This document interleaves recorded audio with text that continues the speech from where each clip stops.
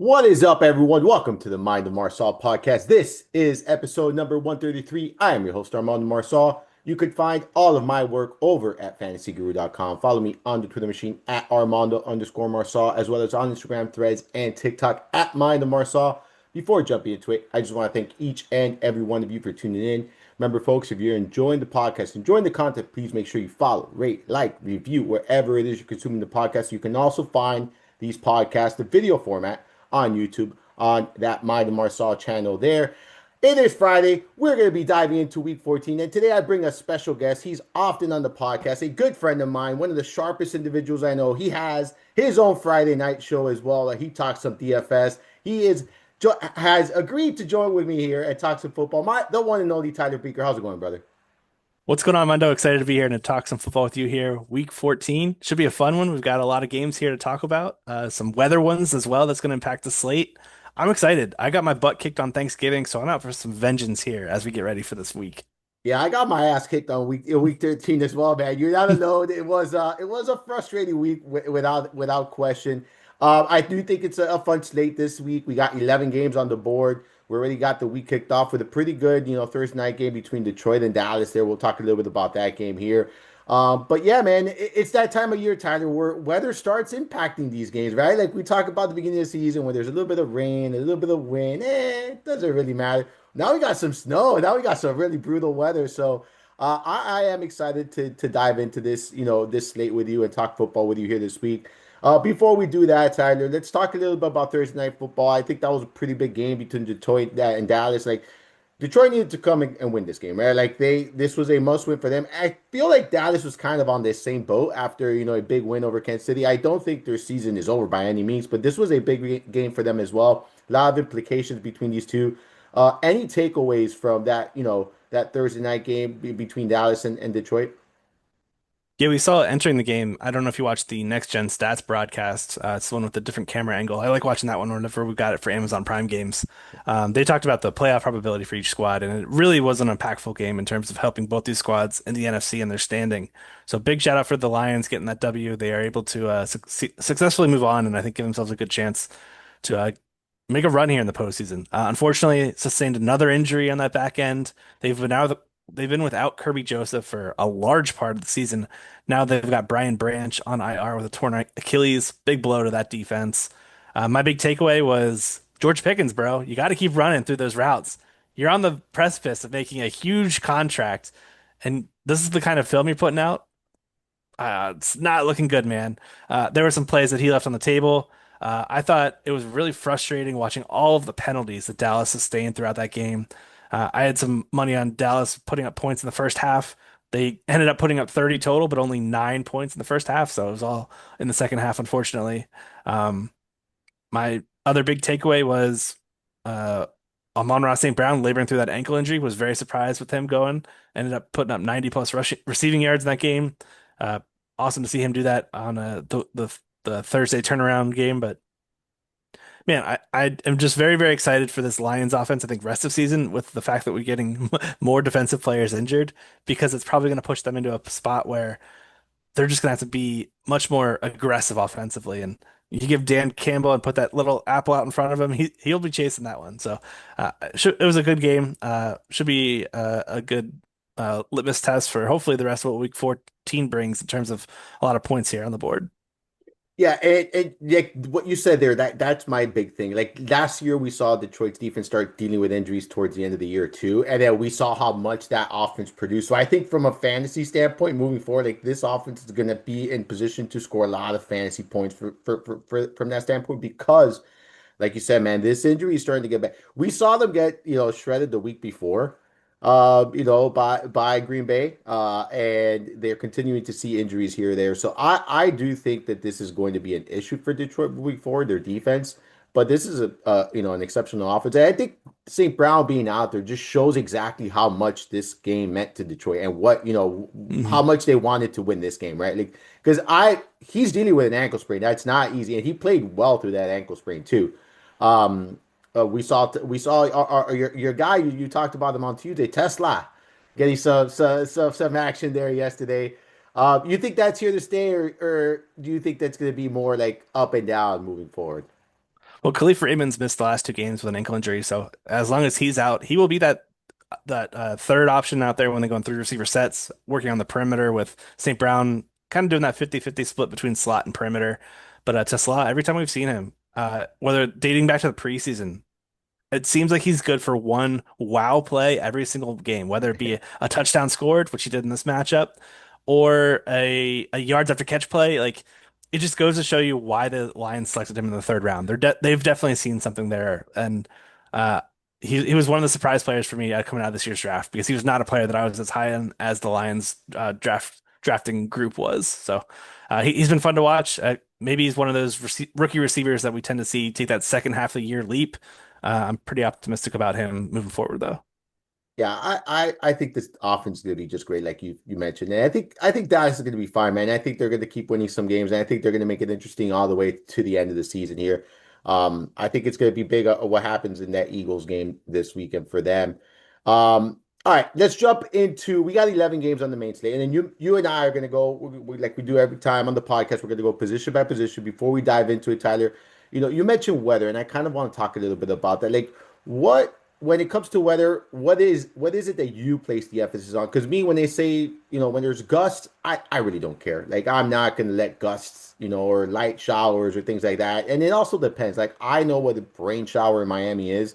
I don't know what a rain shower somewhere else is. So like, I know when I'm okay with investing or not. But what kind of weather is it? Where is it enough where you say, okay, I'm avoiding this game? Like, what are you looking for? Generally, with wind, we're looking at anything 15 miles per hour and above. Sustained winds is the keyword we're generally trying to find there when we look at these forecasts. Gusts of 20, 35 plus miles per hour. There's definitely some games like that. We saw it last week with the Niners and Cleveland Browns game. That was one of those very high wind impacted games. I took the unders on the field goals for longest distance, and that one ended up being a profitable play. But another cold, windy game there in Cleveland here, this matchup here with the Titans and Browns this week. As far as temperatures and looking at below freezing, I mean, these guys have been playing the football since Pee Wee. We are looking at temperatures that can impact the pass game in terms of pass volume. Generally, when we get to colder temperatures, we tend to see a shift towards more rushing. So that's definitely notable. And then precipitation, we're looking for um, not passing showers. We're looking for like sustained rain, sustained snow. There's going to be some games that are going to have some wintry mix. So these are always things that we want to take the most accurate forecast that we can. So be cognizant of it now when we're releasing this podcast, this video show, but really hone in on it 2 hours before kickoff when we got the most accurate and up-to-date information. So circle back to this on this Sunday, but that's generally what I'm looking at. Temperatures below freezing, heavy rains, and heavy sustained winds. Yeah, same here. I'm looking like, and the keyword, and I say this every Sunday morning when we have any weather information stuff, like the keyword I use is sustain. Like that's what I'm looking at. I'm not looking at gusts, like because that's random. And you know what? If it happens on the passing play, it's random. It is what it is. But it's sustained. Like you know what you're getting yourself into. You know what investing in. Same with precipitation. Same with snow too, right? Like that slows down the game here to a certain extent. So I'm on the same boat as you. I don't let anything outside of sustain or anything that I know it's going to be continuous for a long time, rain, snow, whatever the case may be, really steer me in a different direction, Tyler. We mentioned we got 11 games. Give me your overall thoughts on this slate. Like, is it for me? I always talk about balanced builds. I always talk about, sometimes you want to go stars and scrubs. I talk about whether I think it's a three running back or two wide, or two running back week. We're going to get into each position. I think this is a three running back week. I think there's so many good options between that 6 and 7K range this week, where I think between weather, matchups, and things like that, we're going to get some of these running backs seeing a good amount of volume. And I think also at this point of the season, the game starts slowing down a little bit for some of these teams, Hmm. right? Like the pace of play starts slowing down a little bit for some of these teams. We start seeing defenses. We start seeing, the possession, time of possession, things like that start shifting a little bit in December. And I think that's going to be the case. So I'm going very balanced as of right now with my build. I like the idea of going with, three running backs. I think the biggest challenge for me is the quarterback position because there's one guy that's polarizing to me all the way at the top in a great matchup, but it's not that easy to fit him in, and there are some good value plays. So I think that's the difficult position for me this week. But running back, I think it's very straightforward. Wide receiver seems pretty straightforward. I have a very small player pool. It's just a matter of getting that, balance and being able to pay up at the quarterback without having to punt too much. That's kind of the challenge for me this week. But where do you stand with this slate? This is a unique slate to me where we got one game that really stands out from a game total. That's the Buffalo Bills, Cincinnati Bengals. This is being played at Orchard Park. It's going to be outdoors in Buffalo. We're looking at an 80% chance of precipitation with the temperatures in the low 30s, 31, 30. That's what I'm looking at right now. So that's going to be like a wintry mix. Generally, these types of forecasts benefit the offense because they're able to dictate where the plays are going. They know where it's going, where its direction. The defense has to be a bit reactionary. They can be a little bit more it can be a bit tougher to keep pace and not slide or fall as you're changing directions, trying to mimic or mirror where a offensive player is going. So advantage for both offenses. These are also two defenses that are pretty poor in terms of slowing down the run game. So I think how you attack Cincinnati Buffalo is going to be probably the biggest conversation piece about this slate. Secondly, I think the meta in terms of what I've been able to find success in recently has been paying down at quarterback so that you can afford some of the expensive running backs that you were just referring to. I've had my most success these last main slates. I didn't have success Thanksgiving, but week 13 I had a great slate because I played the Tyrod Taylor punt play and paired it with Adonai Mitchell. That went off for a huge outing, and it was able to allow me to pay up for some of the expensive running backs. Those two guys and Bijan Robinson, man, chef's kiss. But what I'm talking about here is paying down at quarterback, which is really going to be flipping, I think, most builds on their head because a lot of people will be trying to play or pay up for Josh Allen or Joe Burrow in this Bengals Bills game. So the two kind of conversations go hand in hand there in terms of what my two big talking points are to answer this question. What are you doing with Buffalo? Should we just start at quarterback here and rip off the Band-Aid? What are you doing with Josh Allen in this game? Are you prioritizing him? Because I envision 15% ownership and some small field single entry. We could be 20. I think a lot of people are just going to be thinking, all right, this team's implied for just about 30 points, highest game total of the week. Cincinnati can be beat through the air, through the ground. Do we just take Josh Allen, the straw that stirs the drink, and just ignore the rest and hope all the touchdowns consolidate around Allen? What are you thinking there with Buffalo? Yeah, we're gonna dive right into it. Like you said, we ripped the band that bandage was ripped already, buddy. Like, let's go. This is it right here. This is the conversation because this is also a double-edged sword, right? Because James Yeah. Cook is also in a slam dunk spot. So, like, are you gonna be playing Josh Allen and James Cook? At that point, you might have to abandon the whole, balanced approach. You're gonna need some scrubs there in order to fit in some of these other players we're gonna discuss on the podcast. So for me, like Josh, that is the biggest challenge. I want to play Josh Allen in this game, right? Because you mentioned that the Bengals are not good defensively at all. They're 26th in pass rush, 31st in pass DVOA. They've given up the sixth most fantasy points per game to the position, fifth most passing yards, tied for fifth most passing touchdowns. So we know that the matchup is good. We know Josh Allen has been, as far as when you look at him play, he hasn't been great every single time, but the production from a fantasy standpoint is still there. Even when one of his bad games, he had like I think it was like what 3 touchdowns and it was a bad performance. He had I think it was multiple turnovers and then three touchdowns and it was okay, you know.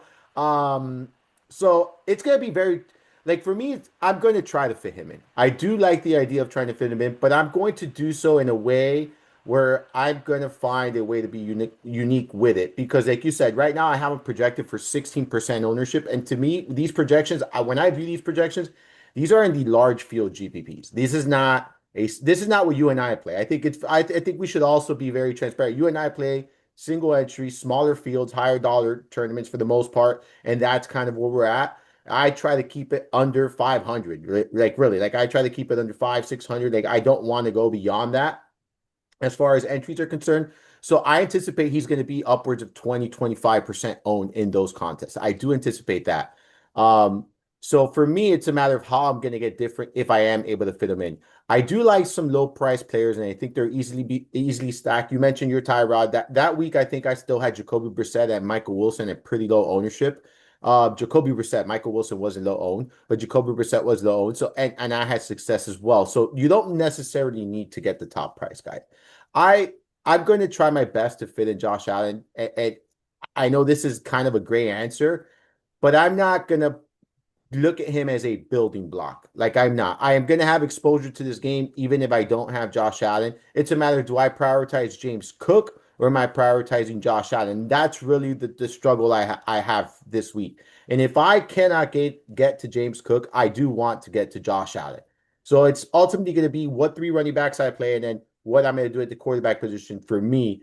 But man, I think you definitely want exposure to at least one, if not both. And then I guess my follow-up question to your question, and I know I gave a great answer. Like, are you willing to play both Josh Allen and James Cook in the same lineup? Do you think that's going to be different in these kind of, tournaments, or do you think a lot of people are going to just get all of the production from? Because I think that's where all the production is going to come from. It's going to be between James Cook and Josh Allen. Yes, Shakir could go off. Yes, you're going to get a random Coleman touchdown. I'm not chasing none of that secondary stuff. It's like these two, and that's it for me. Yeah, I think most people will go that route too because it makes Yeah. the most sense. It's the cleanest. The matchup makes sense in terms of like play the best plays.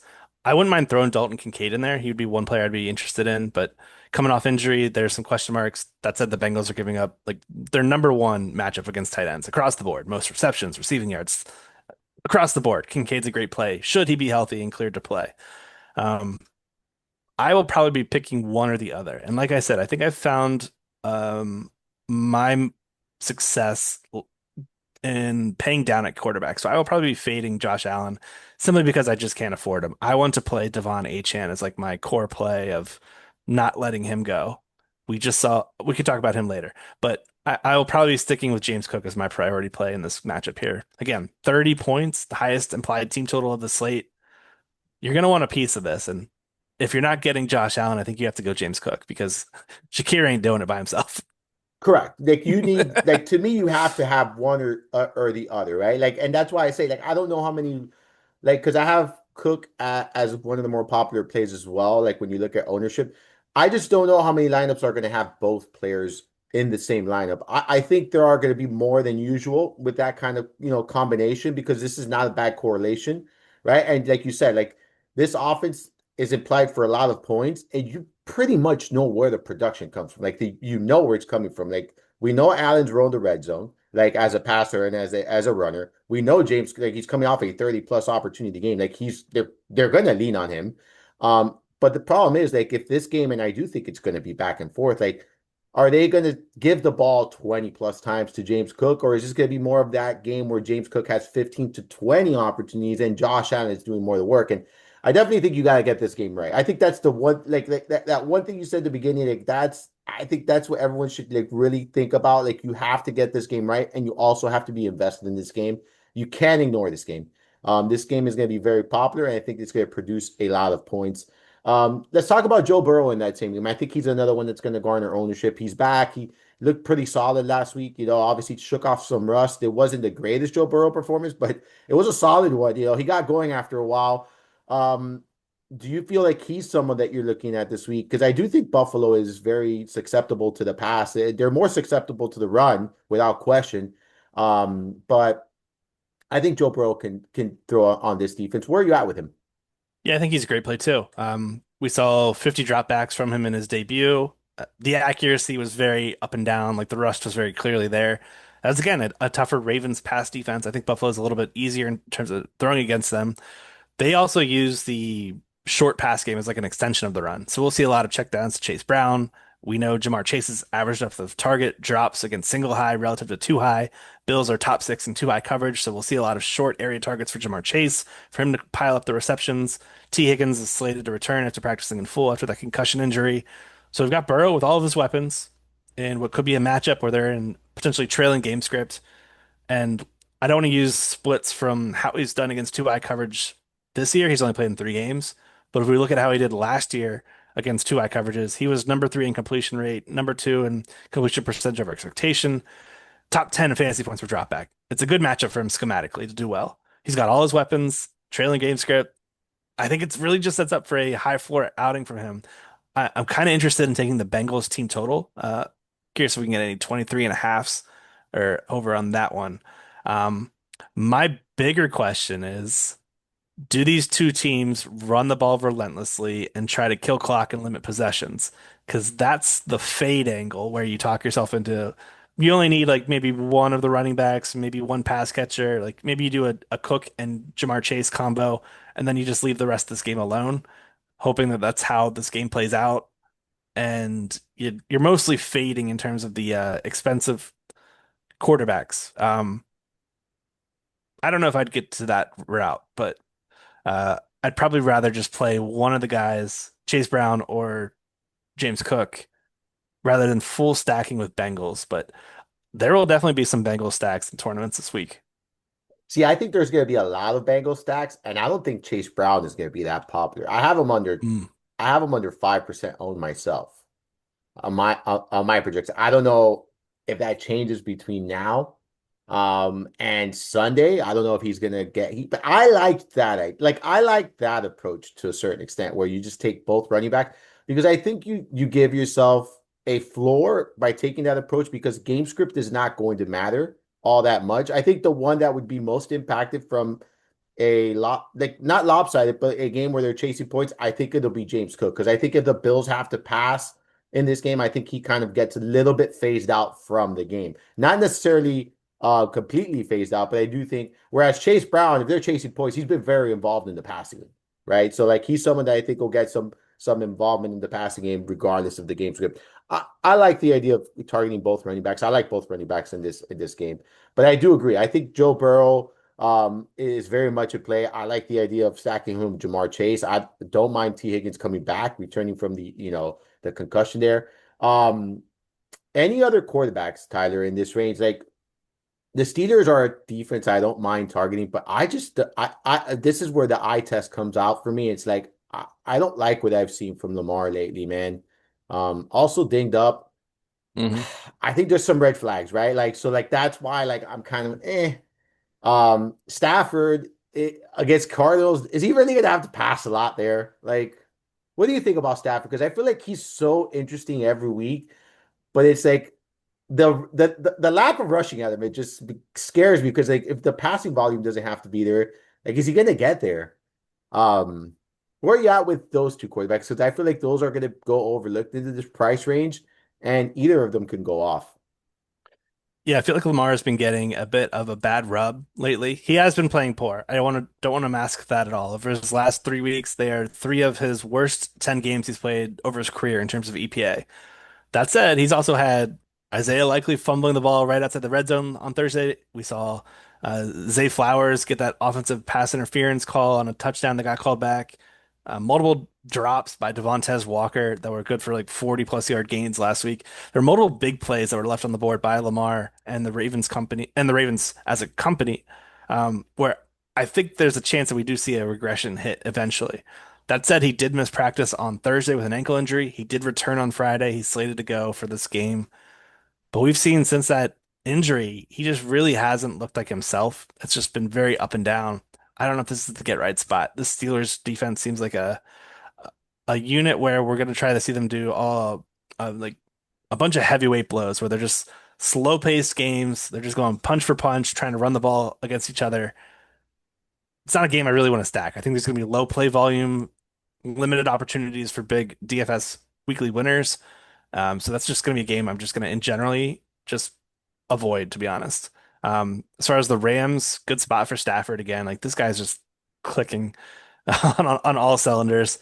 Good schematic matchup against Arizona's pass defense. It does a lot of two high coverages. Stafford's thrown 19 touchdowns, just two interceptions against that look. He leads the league in fantasy points for dropback against two high coverage. And it's a good spot for Devontae Adams. Good spot for Puka Nacua as Stafford's blitz beater. Like outside cornerback Max Melton looks like he could be banged up too. So I am very much into the Stafford Adams single skinny stack, the pairing play, but I probably wouldn't go like that heavily into it with a double because it's just so expensive to do the Rams. You just really got to pick the right Rams receiver. And the way Adams is scoring touchdowns, it doesn't matter if Nakua is getting 12 targets with Adams scoring two touchdowns a game. No, dude, he leads the NFL in red zone targets. Like it's his role in the red zone is insane. Like it's he has I think a 92% rate. Like he scored in 92% of his receptions. Like it's like insane. Like he has a 45, 46% catch rate. It's not high, but when he catches the ball, he's scoring 6 points. Yeah. I think I'd get exposure to that Rams offense. It would probably be through Adams. Like instead of going like a stack, I'd probably, if I want, I'd just take one off with Adams because he doesn't have that two touchdown element. And even if he has two touchdowns, Stafford's not breaking the slate with just two touchdowns. I think you'll be safe if you do that. Um, so is Stafford one of your top three quarterbacks for when you're taking everything into consideration? I've got six jotted down. I haven't whittled it down to top three yet. Okay. It's still Friday, still early in the process, but Stafford's on my list because Yeah. any week he's good for 303. I could see him throwing four touchdowns in this game. I'll probably be taking an over on his passing touchdown prop after last week's game. This team's probably going to come out with a vengeance. I do like taking them as part of a teaser as well for those that are in the betting space. All right, there you go. All right, so what other quarterbacks are we looking at here? So we've talked about basically all the 6K and above range. I will say this, I Daniel Jones is a good matchup, but he did not look good. Like I watched that game, he looked like a sitting duck against Houston. Like I'll be honest, and I know it's a different pass rush. I know Houston's pass rush is really strong, but he doesn't look right. And even though this is a favorable matchup, I rather get exposure through his pass catchers than actually investing in Daniel Jones because what's appealing to him about him is the rushing element. He doesn't have that right now. He does not Yeah. have that right now. I don't think he could take off and run. Like there, you could tell. Like so, I just wanted to say that because he's someone I often talk about on the podcast. It's not that I don't like Daniel Jones. It's not that he's now I'm all of a sudden off him. It's just he's not 100%. And if you're paying 6,200 for a quarterback, I want him to be 100%, and I want him to give me every element of his game, and he just doesn't have that right now, Tyler. Um, Anyone else here in the 6K and above range that you're looking at? For tournaments, I don't mind Jaden Daniels. Coming back from injury, he's practicing in full. The schematic upgrades that his pass catchers get against the Vikings, two eye coverage, a blitz heavy defense, it just points towards a possible great game from him. He's also one of the few games that are indoors where we don't have to worry about weather. He's also going up against JJ McCarthy, who cannot sustain drives at all. I just think it could snowball into a Jaden Daniels return to action where he just kicks butt and like lights up the scoreboard. 20 plus fantasy points, 25, 30. Like there could be a lot of points here from Daniels where I don't know if many people will go to him because he's coming off injury, because there's question marks with how to stack him, because there's multiple options to do it. And the fact that there's 11 games. Usually our slates have been about 10 games. But yeah, there's 11 here with no London game.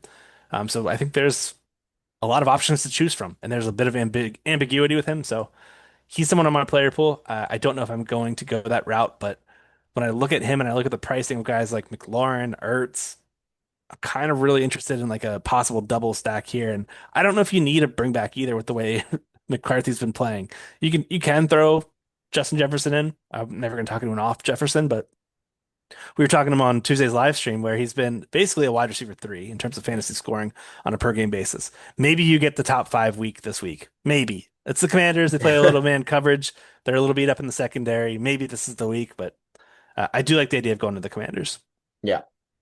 Any sub 6K guys, or where are you at here? You talked about value. We talked about getting some, discounts here at the quarterback position. Who are you looking at? I think you can make a case for a couple of these guys in that sub 6K range. There's one in particular for me that I'm interested, but I'm interested to hear where you're at here at the cheap guys. Yeah, two stand out to me. The first one being Sam Darnold. I think he's in a great spot here on the road against Atlanta.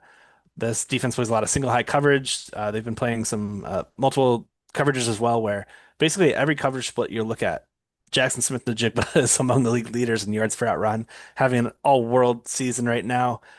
Just a great spot for him. And I also think that there's a good chance that we see this passing attack just like be the reason why they win. The Falcons' run defense isn't phenomenal by any means, but it just points towards a matchup where I envision Darnold throwing for multiple touchdowns, and we saw last week Adonai Mitchell go for 100 yards against this defense. What's JSN going to do against this defense? And I just can't get over that thought in my brain where JSN's like the one pay up receiver that I'm kind of really prioritizing this week. I don't mind bringing Darnold along for the ride too because he's cheap. We got the correlation. Don't need to play any Falcons guys in the bring back unless you want to. I'm probably not going to, but that's probably one of the first guys I'd look at. The other one being Tyrod Taylor. I like going back to that matchup again against Miami. Dolphins giving up a league high completion rate. They're top six in yards per attempt. They've also shifted toward more single high, which is what Mitchell and Tyrod crushed last week. So that combination, I mean, it might feel a bit like chasing, but I think they're in line for another good outing here. So those are the two guys that I've got highlighted as some cheap options. Who are you looking at? Yeah, I like both of those calls. I have JSN as that guy where it's like JSN or no matter what like type play. Like you're playing him no matter what this week. I like the idea of bringing in Darnold. You also mentioned, you mentioned it before with the Washington game, but this game is not going to have any weather issue either. Playing indoors in Atlanta. I like the Tyrod call as well. For me, Trevor Lawrence, man, like he's really standing out to me this week. This is a Colts defense that somewhat funnels to the pass, right? And then you have Garner's hurt there. They've given up the sixth most passing yards to the quarterback position. They're 16th in pass rush. They don't, they're a bend but don't break defense because they don't allow a ton of touchdowns. They've given up just 16 passing touchdowns. But I think this is a game where Lawrence could throw multiple touchdowns. You look at his history here against the Colts. In his last six games, he has at least two touchdown passes in all but one game. I think there's going to be success. We've kind of seen a little bit, I don't want to say the rushing element of his game, but he has at least 24 rushing yards in four of his last five games. So just showing that he has, I think, a rushing touchdown in that span as well. So look, someone that at 5,300, I think he's very easy to be like you could stack him easily, in my opinion. I think there's only maybe two options you would stack him with here this week. So for me, he's very cheap, 5,300 in Jacksonville. Weather's not going to be an issue there. So I like the idea of someone like Lawrence who it's GPP, right? Like you don't want to really play him in cash. I think there's volatility, but he's had some pretty big games in recent weeks, man. I think 20 plus DK points there a couple of times in his last five games. So someone I think is viable in tournaments this week. Any thoughts on him? I will add there are some weather concerns for Florida. I think it's like a 60% chance of rain for them and for the Bucks game, if I'm not mistaken. But again, it's Friday, so keep an eye on that one. No, disparaging thoughts on that. I like the guys that you would probably stack him with. I just can never get myself to play Lawrence. I He's know. just one of those quarterbacks I just will never click. Um, but I can't deny that it's a good matchup. I'm just probably going to play the individual pieces over Lawrence. How about Tyler Shook at Yeah, Tampa Bay? I know there's weather. Like I'm not too concerned about the weather, like because usually the weather down here it's rain, but it's like it rolls fast. Like it's not going to be sustained all day. Um, I don't know, man. I'm interested in Shook too at 4,600. I think he's another one that's easily stackable. And you got Tampa Bay, man. Like they're gonna be like I'll say this. He played like shit against Tampa Bay, but that was his first start, right? Like if I'm not mistaken, that was his first start. So there is that to that, but I think the matchup is good. Tampa Bay is not a pass defense I'm shying away from. Um yeah.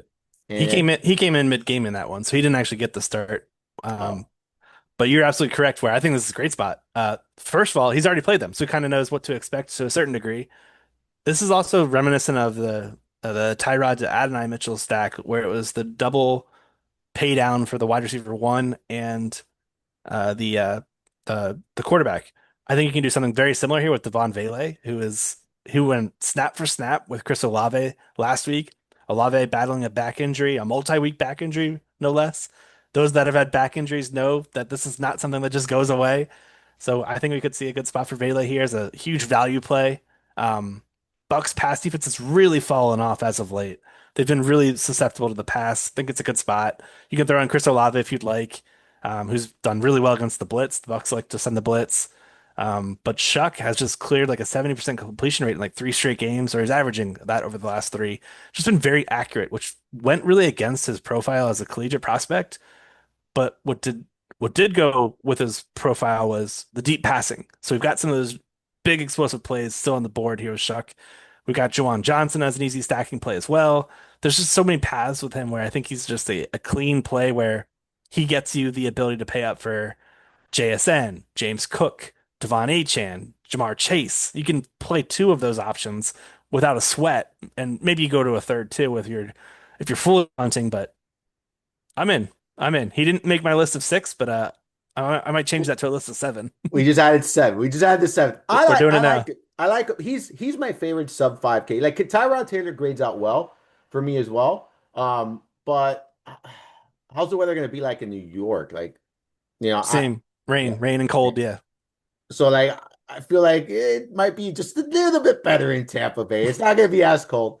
But like you said, like this is the thing that really stood out to me is like you could stack him with a cheap receiver or the cheap tight end. Like Juwan Johnson, 9 targets last week. Like, you know what I'm saying? Like he's involved. The production's not always going to be there. That's fine. I'll take the involvement though, right? Like, and you're talking about now you stack two guys for 8,900. You pay down a defense and you can do whatever the hell you want with the rest of your lineup, like if you think about it. So, and that's I consider that balance because I don't consider Jawan Johnson like a punt. Like he's a value tight end that I would play whether I play Shuck or not. Like, you know what I'm saying? And then Tyler Shuck, 19 DK points in two of his last 3 games. Like if he gets you that, you're in a good spot. So that yeah, I like that call right there as well. Anything else at the quarterback position? I think you could also do Bucky Irving in that play where you just assume the Bucks are playing from ahead. I think they're 8.5 point favorites right now. Yeah. So assuming they're playing from ahead, Bucky Irving coming off a big game, yeah, it's a pretty clean stack too. You could game stack right there. Yeah, I Yeah. agree. I agree because we're talking about running backs right now. He's Okay. on the list. Like he's Yes, on yes, he the is. he's on the list. That's why I say I think it's a 3 running back week. All right, let's dive right into the running back position then, Tyler. All the way at the top is Jonathan Taylor, and this is what I say each and every week about him when I'm not on him, right? Like when I'm not in all the way in on him, I'll say this: I'm never going to talk anyone out of Jonathan Taylor. Like simply not going to do it. I don't want to pay up 9,300 for John Taylor because I'll be honest, I prefer paying up the 9K for JSN this week. I kind of feel that way. So if I'm going to sacrifice 9K of my salary, probably going to be for JSN this week. That said, if you want and if you end up with Jonathan Taylor on your roster, I'm not going to say, hey, you're crazy. He's the best running back in football right now. Just playing behind a really good offensive line. But for me, I'm going in a different direction, Tyler. I don't know where you stand on him, but I do know that you're very much into HN at 8,800. So talk to me about Taylor and talk to me about HN this week. Yeah, what's driving me away from JT is Daniel Jones' lack of mobility, and the fact that I think you want to attack Jacksonville through the air. They're a bit more of a stout run defense. You can play Jonathan Taylor receiving props. I think he's like 15, 16 receiving yards. Make a note of that if you're into the betting space. But HN to me just has a much cleaner matchup in terms of what we want to target. We've also got a far softer defense where we just saw Bijan Robinson go nuclear against this defense. Let me see if I can pull it up real quick. He dropped a 142 rushing yards, 1 touchdown, and added 51 receiving yards on 5 catches. That screams to me an Achan type stat line where Achan, 3 straight games of 100 plus yards, averaging 30 plus DK points over the span. And the Dolphins have gone insanely run heavy over the last 4 weeks. Their last three, they've got a bye week in there, but over the last 3 games, a minus 10% pass rate over expectation. They are leaning heavily into Achan right now for good reason, and he is kicking butt. They've got some healthy guys on the offensive line coming back in the recent weeks. I think we're going to see a little bit of deja vu where Bijan just ran all over this Jets defense, and we're going to see Achan do the same. So he's the first play that I really want to put in my lineup. You mentioned it, 21 or more rushing attempts in his last 3 games for Bijan, dude. Like, I mean, not Bijan, I'm sorry, HN. Yeah, and the thing is, he's so explosive too. Like, so Yeah. like he's gonna crack a couple of big plays against this Jets defense. Like, he is gonna do it. And whether they turn to 6 points or not, and you know what the crazy thing is, because I've been watching these games closely. Like, they take them out sometimes in situations like, what the hell are you doing? Like, why are you bringing in Gordon or Wright or whoever you're bringing in for these fucking plays? Like, leave HN in there. You're gonna get the 6 points. So I think there's also some missed opportunities. You look at, this team, the Jets giving up 103.8 rushing yards per game, 4.2 yards per carry. They've given up 12 rushing touchdowns. They've also given up a ton of receiving production to the running back Mm. position. So like they are really susceptible to both pass catching backs and in between the tackles. Perfect recipe for HN. I couldn't agree more. I think this is why I struggle to pay up for Taylor. I'm not saying that HN is a better running back. I just think that this is a better spot for HN when you take everything into consideration, right? And in addition, you're also getting a $500 discount. Like it doesn't seem like much, but it is a lot when you're trying to pay up for some guys. So I agree with you, man. I like him quite a bit. I have him on my list of players as well. We talked about James Cook. I mean, it's this is another spot where I think you have to strongly consider James Cook at 7,800. Cincinnati, they rank 31st in rush defense, 28th in tackling, 31st in rush DVOA. They've given up the second most rushing yards to the opposing running backs, 5.2 yards per carry. They're tied for seventh most rushing touchdowns allowed and the most fantasy points per game to opposing running backs. Like, I mean, James Cook pretty much finds himself in one of the best spots a running back could find himself in. And this is just, I mean, it's hard to fade him for me. Like he is right there with HM where it's like, I look at these two running backs and they're tough fades for me. It's just a matter of can I get up to both of them this week and who I'm going to prioritize because I'm not 100%. Like for me, it's 50-50 between these two. Like if I'm having to choose one, I'm really standing right in between right now. I would like to try to get both of them in. I highly doubt I will. But I view them as if I'm paying up for any running back upwards of 7,500, like it's James Cook, it's A-Chain, like that's kind of where I'm at here. Really like him a lot here, Tyler. Where are you at with Cook? I know you talked a little bit about him before, but are you going to prioritize him, or is he a secondary play behind HN? He's behind H-Chan for me in terms of priority. Doesn't mean that's, I don't want to use the word secondary because it feels like it's less than, but I'm Yeah. just prioritizing H-Chan. I do think he's in a great spot. I just noted, I just pulled up Joe Buscaglia, one of the better beat reporters for Buffalo. He said left tackle Deion Dawkins cleared concussion protocol. He's good to go. Right tackle Spencer Brown will be limited Friday. Both these tackles, the left and the right, missed last week's game. Is a big reason why they went super run heavy against the Pittsburgh Steelers. They wanted to just nix the possibility of facing that pass rush duo of Watt and Highsmith. So they ran right at him instead. And they did it a boatload of times. They just ran all over Pittsburgh. These two guys returning, I think, really helps this offense become multi-dimensional, which isn't a bad thing for James Cook either, because the Bengals are giving up a lot of receiving production to opposing backs. There's multiple paths for him to find success. And again, team high or slate high team total here with 30 points. I don't have anything negative to say about James Cook aside from the price tag makes him like a pick your poison kind of thing in certain aspects. Yeah, I think that's the big thing, right? Like the price, like you're gonna have to pick your point. It's very difficult to pay up for both, and then also pay up for a receiver, right? Like because we're gonna talk about receivers coming up soon here. But for me, it's just a matter of who you want to pay up for here. I guess is the way to go. Anyone else in that 75, anyone else in that 7,500 and above range? We haven't talked about Derrick Henry much. We haven't talked about Bijan Robinson all that much. Neither for me stand out, or grade out very well. Like again, these are running backs that are in your season long leagues. You're playing them no matter what. We're talking DFS here. Um, I'm not in on Henry. I'm not in on Robinson myself. I think if I'm paying up, it's only going to be Cook or HN. But do you have anyone here? No, I'll be honest, I rarely get the Bijan weeks correct, but on paper this doesn't seem like one. Seattle giving up the fewest yards per carry to opposing running backs. Their 2.9% explosive run rate, sixth lowest. Their 138 yards before contact is fourth lowest. And I guess the saving grace for Bijan is his receiving work. Seattle's very zone heavy, and that's what we want to target with pass catching backs. So possibly Bijan gets there in the pass game, but I have a tough time clicking his name. I'd rather go to James Cook for just a few bucks more. Yeah, I agree 100% there. All right, let's talk about the 6 to 7,500 range here on DraftKings. And I'll tell you this, I think this is an incredibly fruitful range. Like I think you can make a strong case, and I'm holding up five fingers here, like not four, not three, five fingers. I think you can make a case for at least five guys in this range. There's one in particular that stands out to me, Tyler, but interested to hear your thoughts on this range and if there's anyone that stands out to you as a strong option. I like Chase Brown. We kind of talked about him a little bit. The Buffalo Bills being just a sieve against the run. We don't really need to hammer that home anymore, other than they are very bad against the run. And like I said, the way the Bengals attack two eye coverages is a lot of check down stuff. Chase Brown, 7 catches last week, and Joe Burrow's return. I don't know if they'll see as much play volume as the Bengals saw last week against the Ravens. The Ravens couldn't sustain drives at all. Cincinnati had a huge amount of plays. But I do think the arrow all kind of point and the arrow and direction of this offense kind of all pointed toward Brown being a key part of this passing attack and rushing attack. This whole offense is, for lack of a better word. Um, he's the guy that I'd like to highlight here out of this whole group. I'm not going to talk anyone off Josh Jacobs either. Good spot at home. They're 6.5 point favorites. I think we see the Bears and Packers just run relentlessly at one another in this matchup. It's going to be, I think, in the teens, the temperatures. We are looking at a very cold game out there in Lambeau. So that's generally a spot where we tend to see passing volume dialed back a little bit. So I think we're going to try to see each team limit one another via the run game. Jacobs coming off a bit of he's got a question mark tag on DK, and I think that's going to scare a few people off as well.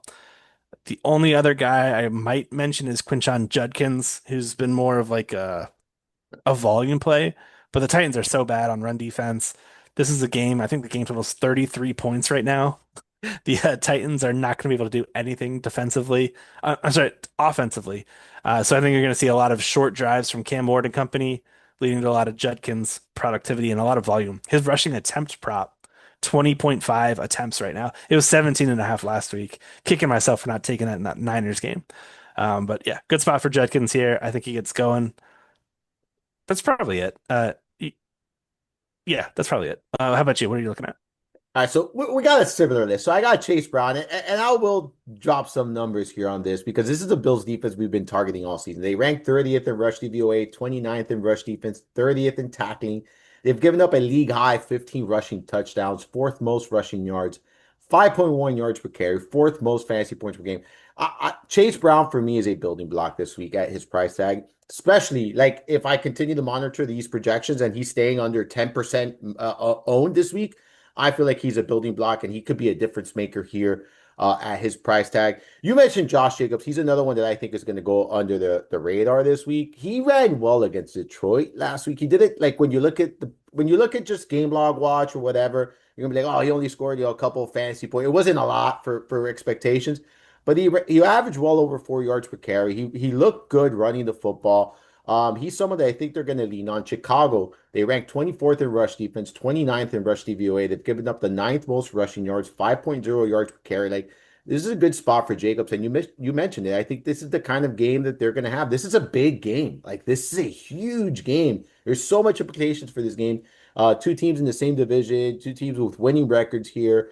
So I like that call a lot. You mentioned Quinton Judkins. I don't know if I'm gonna get to him, but I am gonna bet, and we always have some bets, but I could say it along the way. I like the anytime touchdown prop for Judkins. Like I feel like that's a good Yeah. touchdown. Like I feel like if you don't play him in DFS, that this is where you get your exposure to Judkins. Anytime touchdown there. You look at Tennessee, they're 27th in rush DVA. They've given up the second most rushing touchdowns to running backs. The volume has been there. He's averaging 21.5 opportunities per game in his last four games. Like he's gonna get 20 plus opportunities here against Tennessee. Like I like him here as well. Issue is that there's so many running backs that I don't know if I'm gonna get to him, but I do think he's fine. We briefly talked about Bucky Irving. He's 7K on the nose.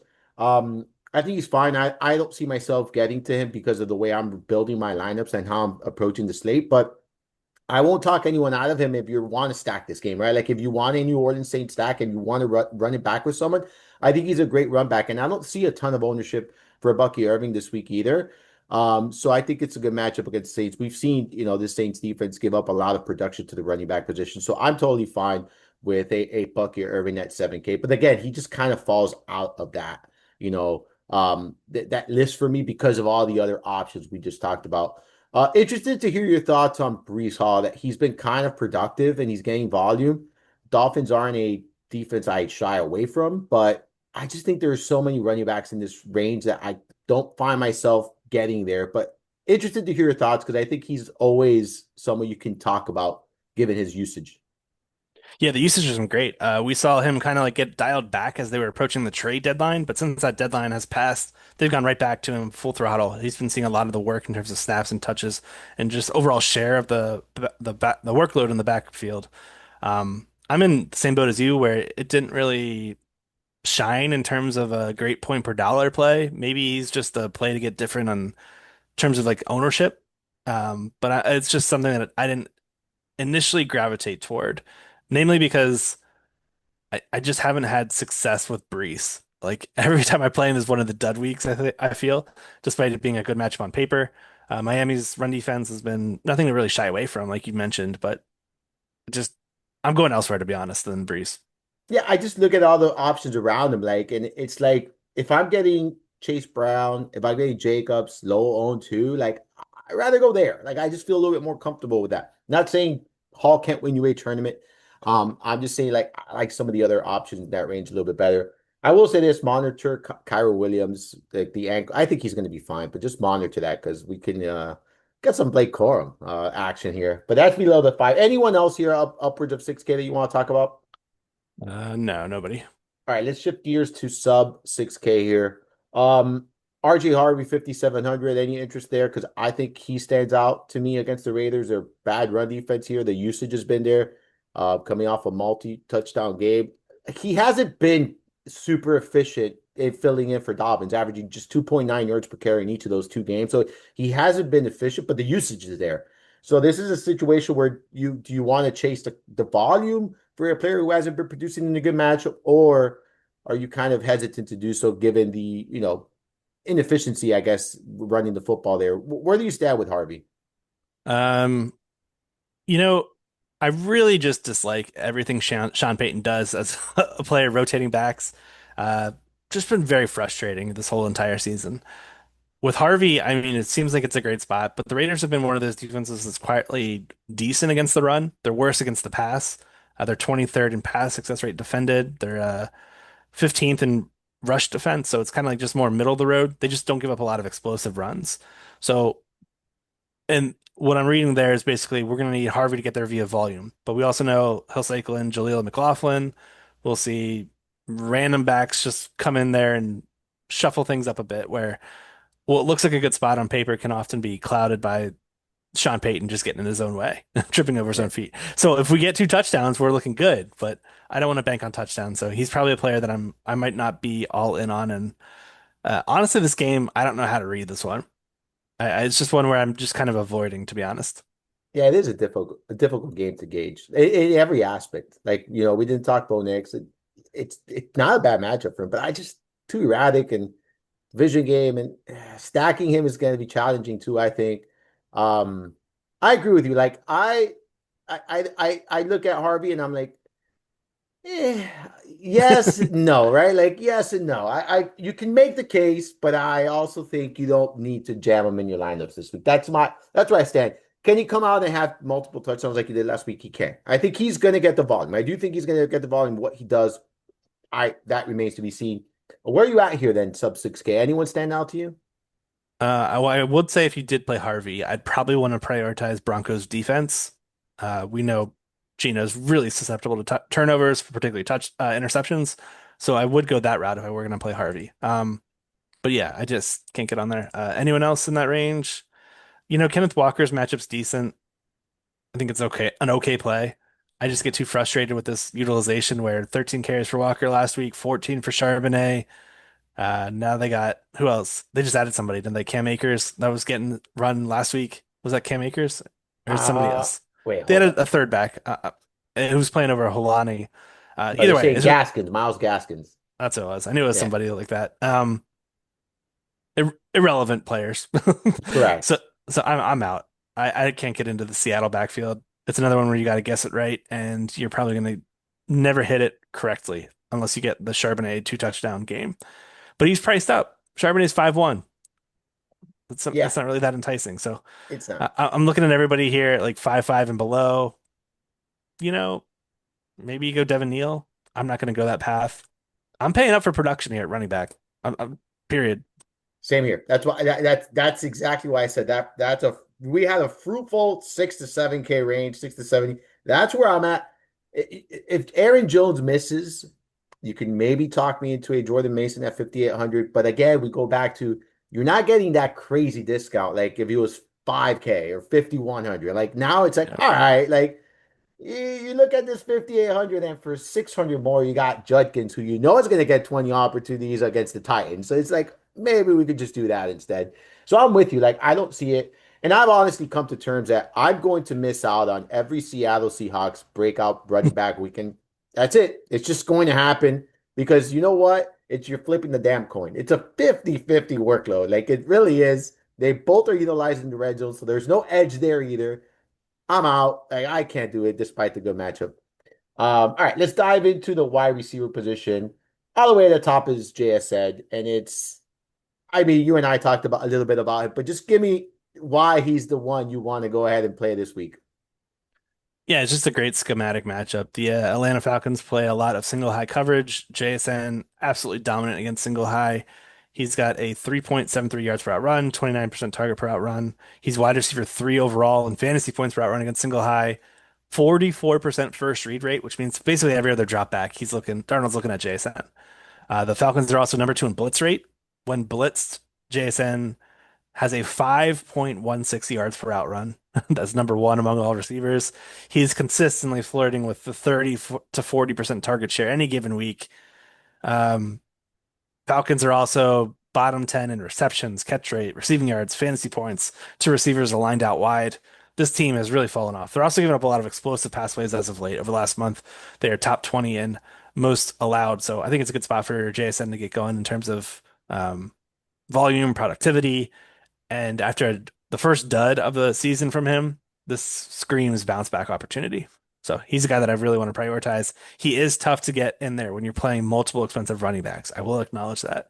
You're going to have to punt at quarterback, probably punt at tight end, and definitely hit some values at least one of the wide receiver spots or DST. Yeah, I agree 100%. Like you to get him in, you're going to have to take that road that we took about the cheap quarterback, and you can either go with Tyrod Taylor and Mitchell cheap stack. You could go with the Juwan Johnson and Shook cheap stack. You could go with Vele and Tyler Shook cheap stack. Like that's kind of the path you're going to have to take here. Either that, or you're not going to be able to fit in all these running backs we just talked about. It's going to be very challenging to do so here. So keep that in mind. But yeah, to kind of echo what you said, the matchup is good. Atlanta 24th in DVOA against opposing wide receiver ones. They're 15th in coverage, giving up the eighth most receiving yards. I'm sorry, receiving touchdowns to the wide receiver position. So really good matchup here for JSN. The volume has been there. He's coming off a bad game. I don't know if that's going to necessarily scare anyone away. But generally, like the ownership tends to be a tad lower when players are returning from a bad game or bye weeks or injuries and stuff like that. So maybe it'll be a percent or two lower than it should be, given the matchup, given the usage, the production, what the kind of season he's having. I don't think it's going to be the case in this instance, but you never know here. Tyler, other receivers here in the 7K and above, we got Devontae Adams, Puka Nacua, Jamar Chase, Drake London, who do you think Drake London is going to give it a go this week? I do not know. DMP's Wednesday, Thursday just did not seem like he was on path for that. And he didn't practice Friday. So I don't Oh, think he didn't? yeah, that report came out after you and I started recording. So he didn't practice Friday either. So yeah, I don't think, normally when a player doesn't practice Friday, for me, like that's a big red flag. And I'm going to say he's probably not going to play this week. So I would be anticipate that he doesn't play here in this game. Um, I like Adams. We talked about him. Like his red zone role is just too high to ignore. He has a 6 game touchdown streak right now with at least one touchdown, 6 consecutive games, dude. He has like 2 or 3 multi-touchdown games in that span. Fucking tearing it up, bro. I think he extended the game to 7 games with a touchdown. We might be betting some touchdown props there. Um, I like this spot for him, man. Like if I'm gonna invest in this game, it's probably gonna be through Devontae Adams. Like that's probably the way I get exposure to this game. Like the spot for him. I'm not shying away for Arizona. This is a good matchup for him as well. And then we talked about briefly about Jamar Chase in that game against Buffalo. But do you have any info that we need to add for these two guys, or anything you want to talk about these two guys? They're all great plays. The problem is trying to jam all these guys in with two expensive running backs. I feel like you're really gonna have to pick your poison. When push comes to shove, I'm probably gonna side with the running backs that have because these ones specifically that we're talking about, guys like Achane, Cook, not only are they great rushing threats and great plus matchups on the ground, they also have the ability to pick up work through the receiving game too on third and longs or whatever the game script drives or the play demands. So I'm probably gonna go that path over some of these expensive guys. So it they're great plays. They're just really tough to put into lineups. You got to really pick your poison here, and my path that I'm going this week is going to be the running back. Yeah, same here. I'm doing the same thing. It's very, like we said, it's very difficult to jam these guys. Not that they're bad plays. You're starting them in your season longs, every single one of these guys, right? But in DFS, it does become a little bit challenging. All right, let's talk about some mid-level price guys that we're looking at here this week, Tyler. Where are you at in this 6 to 7K range? You have a lot of guys here, or are you looking even lower this week? Yeah, probably looking a little lower. Actually, I've got guys in my lineup here. Let me just clear that so I can see fully Like look you at. mentioned Jefferson, I feel like if you're going to take a chance Mm. on Jeff, like, so if you don't go, so if you decide I'm not going to play JSN, I can't, right? You're now starting to look at Jefferson, Waddle, Olave, Ibuka, Higgins, Flowers, Brian Thomas Jr., like that kind of range. Um, There's no one in particular in that range that stands out to me as an uber strong play. Like I think Ibuka would be the one guy that I consider here against the Saints. I think the passing volume is going to be there, but again, he doesn't stand out as a must play by any means or a building block or a priority. He's just someone that in this range, if you're trying to like if you want to run it back and you're occupying the running back with other players, I think Ibuka's another potential run back for that game between the Saints, and Tampa Bay. But he's not a must play. But I do like him here this week. Any thoughts on him and then anyone else here? I can't get to him for some reason. It's just kind of priced in no man's land. Baker Mayfield's not playing his best ball. I think there's some offensive line injuries as well. So I'm just really not super interested in the pass game, which kind of makes me think if I'm feeling that way, that most people are probably feeling that way. Maybe Buck stacks are the way to go in the slate if everyone's shying away from it. Saints defense is nothing to really fear, as we saw Achan expose them last week, but um, we just could not get any accuracy from Tua Tagovailoa last week, where he was just throwing It to was nobody. bad. It It was was like bad. I think he had 12 or 14 completions in that game. Maybe Baker turns it around here, but I'm not on the Egbuka train this week. In that price tag, Olave, I'd rather actually go that path in the same game. The Bucks are just not doing well defensively. They're giving up a lot of production to opposing pass catchers. He's just a bit expensive. So again, we're kind of still in that same path where I think you can afford to pay up for one of the elite studs, whether it be Adams, Chase, JSN, but then you're really not able to get anybody 7 to 6.5 to 6 o'clock to 6K. Any of those guys are really just kind of off the board if you're playing expensive running backs as well. So I think we're kind of on the same path where our builds are not really showing that that's a viable option for us. But if you want to get contrarian, I think we're kind of laying out the path to do it. You don't pay up for the expensive running backs. Maybe you pay up for just one, and then you go a value play, and then you hit a bunch of the mid to high priced wide receivers that are just getting overlooked on this week because conventional builds are going elsewhere. Yeah.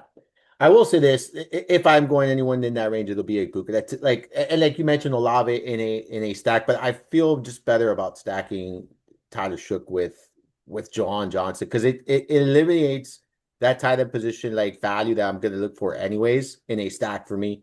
Um, Outside of that, like Higgins is only in Bengal stacks. Like I'm not gonna one off Higgins. Like I don't look at him as a strong one off here. Yeah. I like a lot of the sub 6K guys. Like we know Marvin Harrison Jr. is not going to play. I feel like Michael Wilson at sub 6K is like I'm in. Like I'm all the way in here. Like we know the kind of volume he's gonna get like here. He's gonna get upwards of 10 targets in my opinion. They're gonna be chasing points against the Rams. He checks off so many boxes for me when it comes to Michael Wilson here. So I like him a lot. And then you look at the Rams, they're 18th in DVOA against opposing wide receiver one. So this is a matchup he could, I think, could take advantage of here. We know that where the volume goes for Arizona, right? It's very condensed. So it's just you're chasing the opportunity. So Michael Wilson as substance K stands out a lot. Jacoby Myers in his price range, I Yeah. actually love it. Like he's really like carving out that role, right? And he's acclimated very well here in Jacksonville. 6 targets in 3 consecutive games. Coming off a nice performance there this past week. Um, I mentioned Trevor Lawrence in my quarterback section. Like this is the guy I would stack him with, not Brian Thomas Jr. Not this is it. Jacoby Myers sub 6K. Like I feel like there's a nice floor. I think there's like some upside as well here. The matchup is very very good. So he's another one in this price range that really stands out to me this weekend. Tyler, where are you at in this price range? I like both those guys. They're great calls in my book. Wilson without Marvin Harrison Jr., who just got rolled out earlier today, sets up to be that number one outside receiver. We've seen just time and time again, Jacoby Brissett, 40 plus dropbacks, and we're chasing volume in DFS. Wilson's about to get a bunch of targets again in this game. And then Myers, I had him in my wide receiver coach article last week. He came through 6 catches, 90 yards, and a touchdown, 21 DraftKings points. He could do it again here. The Colts are giving up the fourth most receptions, sixth most fantasy points to outside receivers. We're probably going to see Charvarius Ward tailing Brian Thomas Jr. So that means with Sauce Gardner out of the picture, it's going to be Mekhi Blackman, PFF's number 87 cornerback against Jacoby Myers. I like that spot quite a bit. Parker Washington's banged up as well, so maybe we see the targets condensed for Myers once again. Great value play on both sides, DK and FanDuel. Um, Terry McLaurin, I also think he's a great play against the Commanders. 14 targets last week, really came alive that second half. And I talked about Jaden Daniels. McLaurin's the first guy that I want to stack him with because of the matchup that he has against zone coverage, almost 3 yards per route run against that coverage. He's also his number one option against the blitz. Vikings are no stranger to blitzing, so it all adds up to a solid spot for McLaurin at 5'2" on DK. That seems incredibly low for a guy of his stature. Yeah, I like that call a lot. And he looked good. Like he looked good in his first game back, dude. He did. Like he looked good. Like yeah, I know he struggled in his It, tough matchup against Sertan and whatnot, but outside of that, he did really well. Like and everyone struggles against Sertan. It's not a secret. yep. Yeah, I liked what I saw. He's too cheap. Like he's too cheap. 50, what is it? 5,200? Yeah, it's too Correct. cheap. Just way too cheap. Uh, Another player in that range. Oh, go ahead. Go ahead. He had right under him, Alec Pierce thinks a great spot. Jaguars perimeter funnel. I think you're just going to say the same thing. They're beat up on the outside. They're giving a lot of fancy points to the outside and not the slot. So they are perimeter funnel by the truest extent of the words. Pierce, listen, Daniel Jones' injury did not look good against Houston, but Houston's a really good defense. He was still able to find ways to get the ball to Pierce, which kind of just makes me a bit more optimistic about Pierce's outlook in this matchup where I envision there being some stumbles along the way for Jonathan Taylor. They're going to have to throw the ball. Yeah, I was going to mention Pierce. I was going to also mention Pittman. I like both of those Mm, receivers in this game. Like to me, you pick your poison with them. Pittman, obviously, like kind of tailed off the last couple of weeks, but still, I think a very strong floor. We know the kind of upside he brings to the table there. I like them both quite a bit, if we're being honest here. So I like those calls a lot, man. But this is where it's at for me in the receiver position. Like this is really where it's at. Like I could see myself rostering two or three of these guys. Like like I could see that if I don't end up going to JSN, like kind of going with that approach and then just paying up for two running backs, I think that's a very feasible way to approach this slate.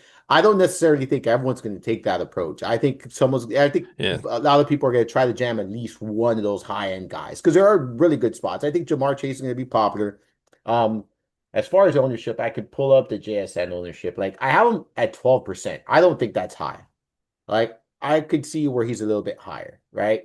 Um, but Yeah. I have Jamar Chase at 20%. So I think Jamar Chase is going to be that one guy in the receiver position that everyone's trying to jam up. Like, you know what I'm saying? So I think if you automatically just go with three of these guys in this, range that we just talked about, I think you're going to be contrarian and like right there with your build, right? Um, and we talked about paying up a running back, the importance of that this week too. So I think that's a really good way to do it. I've actually been doing a lineup as we're going, and if you take that approach, you can fit in two of the high. You can actually fit three running backs of 6,700 and higher, right? And Mm. going in that approach, I got Achane, Cook, and Chase Brown in my lineup with Myers Wilson, and then we just have to talk about a receiver in the sub, 4,500 range is kind of where you're looking at. And I'm sure we'll talk about some there. But anyone else here in this range, though, Tyler, like in this 5K range that you're looking at? Uh, yeah, 1 second though. I was curious what you had for Michael Wilson for ownership. Well, that's probably going to change. Let me see, because that news came out. I don't think it's updated. Okay. I have. Let me see. Hold up. I'm refreshing to make sure I got the most recent update here. I'll pull that up now. So we have Michael Wilson, Michael Wilson. Yeah, it's not updated. It's to that 5%. There's no way in hell that's gonna be 5%. I would assume that his ownership with this news is gonna skyrocket to that 15% mark, right? Mm, 15, and I think maybe more. I think in higher dollar tournaments, smaller fields, I think he's gonna be upwards of 20% because everyone knows. Like I think even if you're just been paying attention the last 3 weeks, you know that Michael Wilson fucking set the world on fire when Marvin Harrison Jr. was out. You saw if you're paying attention to last week's game, he was kind of not involved in the first half. Then Michael Wilson Marvin Harrison gets hurt. Michael Wilson all of a sudden becomes involved. Like, yeah, he's gonna be. I think he's gonna be chalk this week. It's chalk I'm willing to eat though. I'll say that it is chalk I'm willing to eat. Um, I don't think his ownership is going to impact Jamar Chase or any of those players. I think it maybe would impact more of. So I'm looking at ownership here, and I had guys like McLaurin at 12 to 15%. So like I think maybe you'll see McLaurin now shift a little bit lower.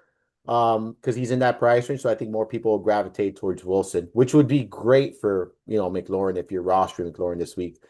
True. Um, yeah. So any other receivers here in this 5K range? Christian Watson, I think, merits a call out. He's just been Yeah. playing such great ball lately at home against the Bears. Our big concern there weather-wise, let me just pull it up again. I believe it's only temperature. Yeah, it is 18, 16 degrees, 5 mile per hour winds, nothing with precipitation. So the only concern there is Jalen Johnson, uh, fantastic cornerback for the Bears, is slated to return. Him and Kyler Gordon back on the field, just an entirely different look for this entire Bears secondary.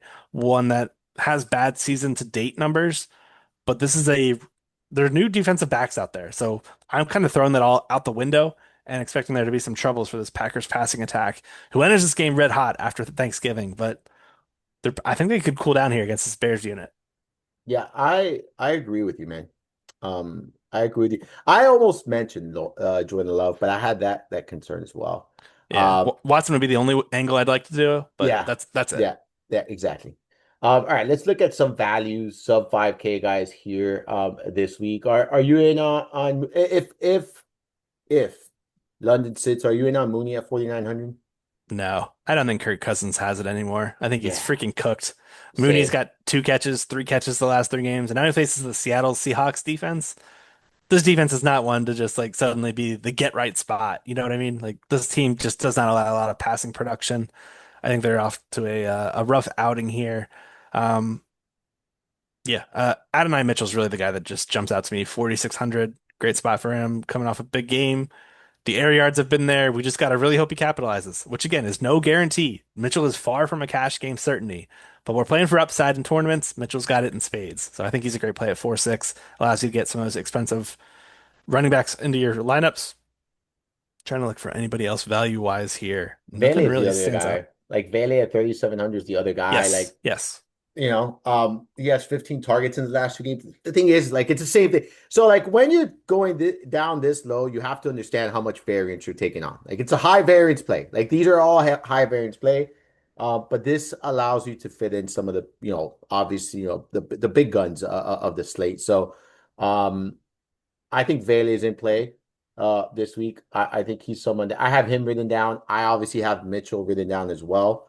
And then I do have Wicks written down at 3,900 just because of the match. But again, it's one of those high variance plays, that you're looking for big production and there's not a consistent role for him. So just upside at sub 4K is what he is for me. But that's it. That's it for me. Now I don't think I'm going this low outside of Mitchell, being honest. Like and Vele in a Saint stack would be the way I go. Like I'm not one Yep. offing Vele. I don't dislike it if you're jamming in players, but maybe it's just my taste. Yeah. Any interest in Keon Coleman as a cheap way? We kind of talked Oh, about fading that. I want to. I want to because but I just to me, like if you're doing that, it's you're stacking the game at that point, right? Like he'll be part of Yeah. a game stack, like not a one-off, not he's a more of a game stack. Like it'd be Josh Allen, James Cook, then Keon Coleman type thing. Like like that would be the way I get cheap value while being invested in the high total game. So maybe that's the way I would approach Coleman. I like Um, that. yeah. Do Um, we have what's his name Thielen on the slate with his new squad? oh, 3K minimum. oh boy. We're diving deep here, team. Oh boy, I don't know. Can we? I don't know, man. Okay. That offense just looks so bad. Rogers has a cast on, man. Like he can't really grip the ball with it. I don't. I can't. I That's can't do fair. it.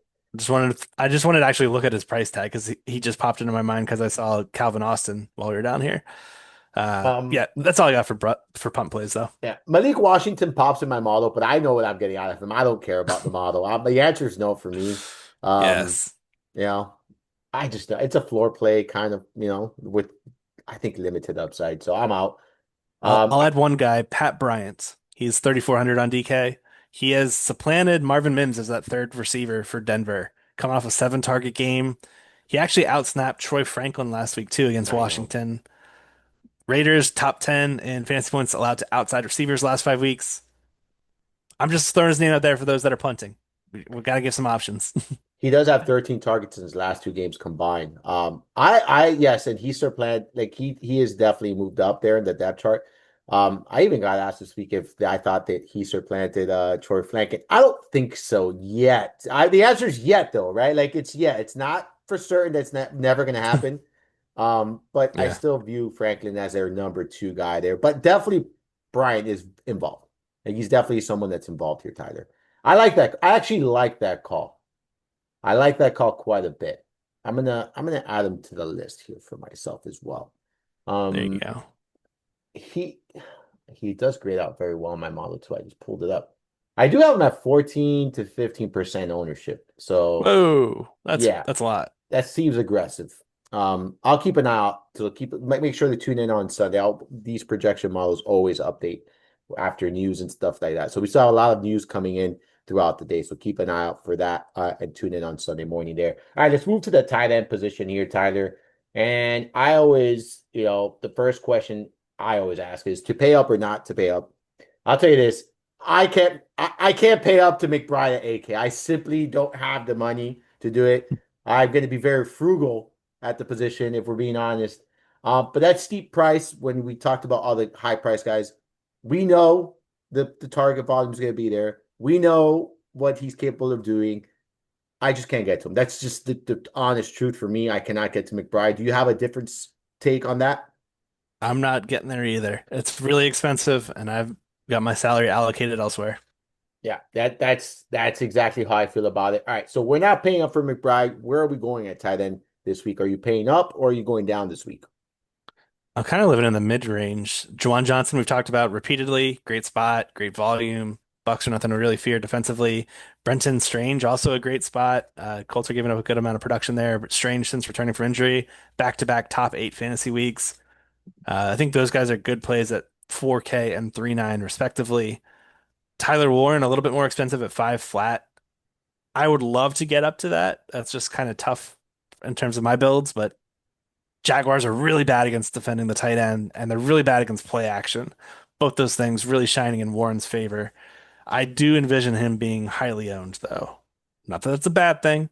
I'm just making sure it's known. Yeah, I like Tyler Warren call. I just don't think I can get up there myself. That's my issue with him. For me, whether I play Tyler Shook or not, I think Juwan Johnson is that tight end I'm kind of stuck on this week. I'm chasing the volume. You look at the Bucks, they're giving up a 76% catch rate to tight ends. That's a high percentage right there. They're giving up 6 touchdowns. That's top 10 in the NFL right now.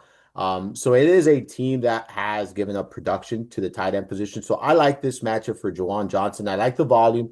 Um, the production is going to be erratic, but that's fine. Like this is not a position that's all that safe outside of the top guns anyway. So like at that point, Yeah. I'm going to chase volume. I'm going to chase upside. I think Juwan Johnson has plenty of upside, right? He has 2 touchdown games in. I'm like, I know he does. And if he comes through with one of those games, like you're going to be ahead of the crowd, like in my opinion. So he stands out a lot. You're right about the ownership when it comes to Warren. I actually have him as the highest projected tight end this week at 17% right now. So he's probably going to be between that 17-20% there. So I'm really, really like in on Juwan Johnson. I also like Kincaid. I'm gonna monitor news. Like I didn't mention him Mhm. earlier with the Bills when I was talking about, Cook and Allen being the two guys. I'm just not certain if Kincaid gives it the go or not. And then what his role, like, is he going to be limited? Are they going to, ease him in? Like, what are they going to do here with him? So it's a wait and see situation with me. But he's someone that I like here as well. Darren Waller, I think he's interesting. Like, I do think he's interesting. Um, I, I, I was stunned to a certain extent of the amount of snaps he played last week. Like he normally doesn't play that kind of snap share. I think he's going to continue to be involved, but you're talking about boomer bust here. The Jets, my thing about Waller is I just don't trust Tua. Like I'll be honest with you, I just don't trust Tua. So for me, I think that, Waller's in play. I think he's touched on or bust really. So he's interesting to me. but it's very small for me this week. It's like very, very small. It's Warren. I don't think I can get up to. I like I said, Juwan Johnson. I think Fanning Jr. is interesting too. Um, at that price range, it's sub 4K. But again, not all that interesting to me. Anything else for you? Like I feel like this is just a straightforward week at tight end. Oh yeah, Fannin was the singular pass catcher I wrote up for the Browns. Yeah, Just good usage, 5.5 targets, 5.5 targets per game with Shador under center. Um, Kyle Pitts looks a little interesting. I probably won't go that route. AJ Barner is probably a good point per dollar value in terms of what some optos might spit out. I would play Barner in some Darnold stacks. I think that's kind of interesting, but that's it. I probably wouldn't go to him. If he's going to get some ownership, I will probably fade a guy that's like that just because there's a chance he has a three catch, 20-yard game. Um, who else did I have jotted down? Zach Ertz. If I do some Washington stacks, that's it. But I'm kind of with you where I like the Brenton Strange Juwan Johnson combo. Like that's just yeah, a good price point for me that works with what I'm building. Period. I like yeah. those guys. Yeah, I'm the same way. I'm the same way. I think Strange is a second option for me with a Jacksonville stack, by the way. Like, he's been very steady since returning from injury. I will name one more guy if you're really, really trying to go very low at the position. Colby Parkinson here. Arizona 27th in DVOA against tight end. So it is a good matchup there. You look at the numbers for him, like he's not a high volume tight end, but he has at least 4 targets in 3 of his last 4 games. He scored at least 1 touchdown in 3 of his last 4 games. So like the production is there. I think very touchdown dependent, right? But that's okay. Like if you're paying 3,100 and you're getting 10 fantasy points, you're not going to lose your tournaments because of that. Like, right? You're not going to miss the cash line because of that. You might not win your tournament, but you're not going to miss your cash line because of it. Um, and then he also gives you flexibility, like, and this is a good way to get exposure to the Rams passing. Like there's different reasonings here behind Colby Parkinson that you can make a good case for, but I'm fixated in that 4 to 4,500 range, and that's kind of where I'm going to be. That's my wheelhouse this week, and that's where I'm going to be at, to be honest with you, Tyler. So that's where I'm at. Anything else at the tight end position? No, I just agree with the Parkinson call. I think he's a great play. Yeah. All right, let's talk defenses here, man. And this is where it's going to be fun because I have a fun question for you. I stopped at 2,500. Like that's where I stopped. For my first stop, there's multiple train stations, right? Like it's not. This is just not a one-stop shop. This is the train station. There's several stops here.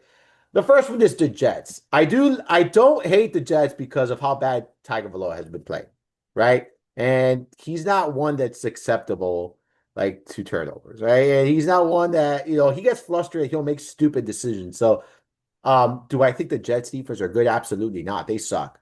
But again, you can make a case for them at 2,500. That was my first stop, Tyler. I go from the bottom up, but where are you stopping? Where's your first stop on this train station here? I believe it was, let me see it sorted by dollar. Jets defense against Tua. Yeah, that's what it was. Now, my question is, do you double tap Jets defense in each end? Like, are you okay with that? Um, yeah, yeah. Okay. Okay, because that was my big question here with that. All right, so you're good with them. All right, perfect. That's good. That's good to know. Who else still got? I like the Titans and Browns. I put both those guys there, but they're kind Yes. of not not super cheap. But No, they're both good. they're good. Yeah. Who else did I have? Broncos. That was it. Yeah. Yeah, for me, I like the Titans call against the Browns at 2,900. I obviously like the Jets. Broncos are a pay up, but that's fine. I think if you're paying up for any defense, it should be the Broncos. Browns are a bit expensive as well.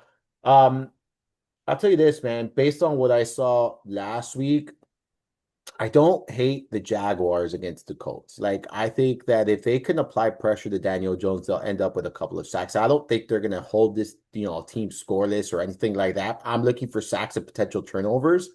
Um, I think they can get to the quarterback. Like, I do think that that's going to be a problem. If you could get through the offensive line, which is not an easy task for the Jacksonville Jaguars. the Colts have a very good offensive line, but you could get through. I think you get a couple of sacks there, for for points. So they're another defense if you're looking at that low, range right there that you can consider. Um, and as bad as JJ McCarthy has been, I just don't know if I trust Washington's defense, to be honest with you.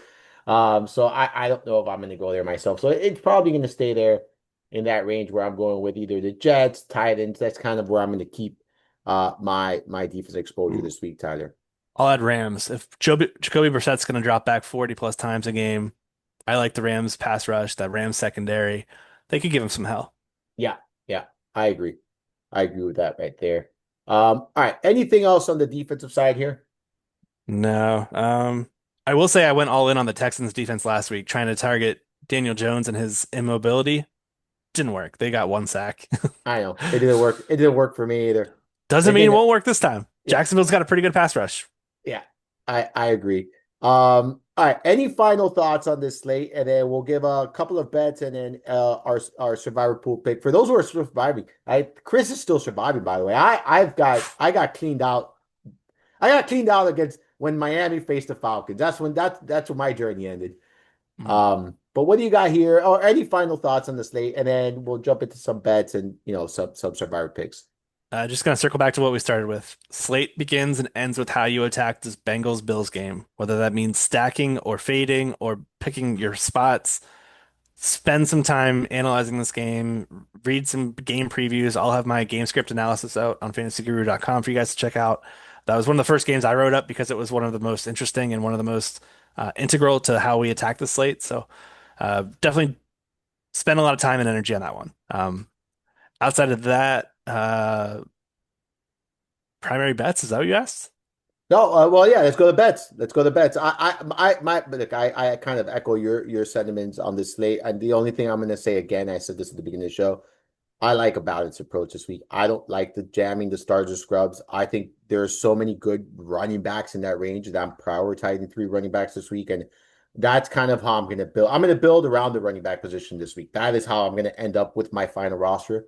And that's just the way I'm tackling this slate, to be honest with you. So, and I agree about picking that game and choosing it wisely this week, Tyler. So we'll hit a quick survivor pick or two if you want, and then we'll dive into some bets. Let me pull up all the All games with right, their so I'll, spreads. I'll kick it off. If we're gonna go chalk, it's gonna be Rams. Most people probably already use them, so you probably don't have them. All right, that would be the first chalk for me. I think Broncos against the Raiders, that's a little bit chalky too. I think a lot of people may have, maybe not, maybe they haven't used the Broncos. That would be a team I target. And then Seahawks at Atlanta, those that would be another one I think is chalky. I would assume most of these teams are taken. I have one team that's not guaranteed has not been selected all season long. But I'll tell you this, if you've gone this far, to risk it in week 14 for the biscuit might be difficult to ask. But I like the Jets. I think the Jets win this game against Miami. Miami doesn't play good in that weather. Like Miami doesn't, and the Jets with Tyrod Taylor, they can do it. I'm not excited about it. My confidence level in it on a scale from 1 to 10 is 1, right? 10 being the greatest, of course. But if you're trying to go away from the crowd, right? And if you're trying to, and you don't have many options, I think they're an interesting one this week. I did pick the Jets to win that game, so I'm with you there in terms of our staff picks. The Browns were where I thought you were going to go with it. The Browns are at home as well, drawing Cam Ward and company. I don't know what you guys are left with. Survivor is not my niche. I get out of this week one routinely. I am the worst Survivor player in the history of it. Uh, so I'll go with the Browns. Yeah, yeah. I don't mind that. I like that too. I have the Browns to win this game too. I picked them to win in our staff pick. So that would be another one. I think I've given the Browns a couple times. So Oh, okay. I don't Yeah. think I've been successful in doing so, but yes. Uh there you go. So Browns Jets are your teams if you want to get different, and we gave some other ones there. All right, Tyler. I know you got always a bunch of bets cooking, and make sure you're checking all of Tyler's bets over there in our Discord channel. We got you always posting bets. You're infamous for the for the tackle bets, and you're so good at them, like the tackle props. Like so, I don't know if you're going to be dishing out any. tackle props here today. But what do you got cooking on the betting action here? I do not have any tackle props yet. I generally do my first wave of props today, Friday, so we are getting a little bit in ahead of when I generally drop them. One of my favorite plays of the slate will be Devon Achane rushing yards. I believe it was at 77. Let me see where it is now. Oh man, it's climbed up to 80, 82, 83. Oh, there's a 77 hanging out on MGM and Hard Rock. Okay. So it's not a bad bet. Um, those got some juice. I'd risk one unit on the 77, but I played Achane's rushing yards last week at like 72, 73. He almost cleared it by halftime. Ended the game with 100 plus yards for the third straight game. I think he goes for 100 yards again against this Jets defense. We've been talking about him as one of the priority plays of the slate. If you can't afford him on DFS, play him in the betting streets. Get some money off him and take advantage of this good matchup that way. So he'd be the first one I'd give out. Yeah, I like that call a lot here. I'm gonna go. I kind of hinted to this earlier, but I'm gonna go with Judkins anytime touchdown. I think he gets in the end of this week. That doesn't necessarily mean he's gonna, have a massive day, but I think you look at the usage. I think that this is a team that can move the ball against the Titans. It's not a Titans defense that I'm concerned about. They've given up the second most rushing touchdowns. The volume alone for Judkins, like it's inevitable, right? Like if they get near the goal line, I think he finds himself a touchdown there. So I like that anytime touchdown. I know these are a little bit riskier, but you're not paying a ton of juice here. I think it's minus 105 on FanDuel right now, so I'm okay with that. Chase Brown anytime touchdown too. I'm all in on Chase Brown this weekend, Tyler. I am 100% all in on Chase Brown. Like he is a building block for me. He's that Bengals player that I'm going to have in my lineup. I love this spot. I love the game script. Do you have, by any chance, do you have his total like yards handy? Rush and receiving. Yeah. Yeah, it is 75, 73 on some sites. Are you getting plus money on that? Minus 114. Minus Okay. 114 on FanDuel. I 70 would be a good number. I like the 70. over. Yeah, Yeah. 70. I was looking at longest rush and I was looking at receptions for him. But total yards also definitely in play. Yeah, that was a little stiffer though at 75. So yeah, I don't like it as much. I know it sounds crazy, but that Yeah, 3 yard difference makes a difference for me. maybe Um, can you guys do alts where you are? And yeah, yeah, okay, maybe you alt it to like 60 and add something else that's high percentage. yeah. I like that. I might do that there. I like the well, maybe I like the touchdown, anytime touchdown for him there. All right, what else you got? Anything else? I got a teaser that I really love, and it's the Seattle Seahawks and the Los Angeles Rams. Both these squads taking them under a field goal to win. Both are on the road, but I like the matchups against each respective defense. I think Seattle takes care of Atlanta. I think the Rams take care of Arizona. I think they win by at least a field goal each. So I love that two play teaser there.